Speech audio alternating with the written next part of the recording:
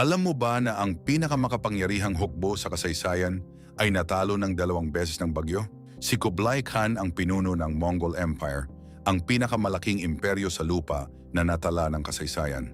Nilupig niya ang China, Persia at kalahati ng mundo. Walang humadlang sa kanya. Kaya noong 1274, nagpadala siya ng malaking armada papunta sa Japan.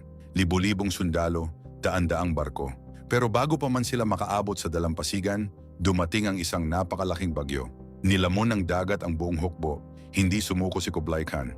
Noong 1281, nagpadala siya ng mas malaking armada, halos 140,000 sundalo, ang pinakamalaking naval force sa panahon na yon, at muli, dumating ang bagyo. Mas malakas pa kaysa dati, nalunod ang halos lahat. Tinawag ng mga Hapon ang mga bagyo na yon na kamikasi, na ang ibig sabihin ay divine wind o banal na hangin. Naniniwala silang pinrotektahan sila ng mga Diyos. 6 na siglo ang lumipas, noong ikalawang digmaang pandaigdig, ginamit muli ng Japan ang salitang yon para sa kanilang mga pilotong nagsakripisyo ng kanilang buhay para sa bansa. Ang 2 bagyo ay nagbago ng kasaysayan ng mundo magpahanggang ngayon.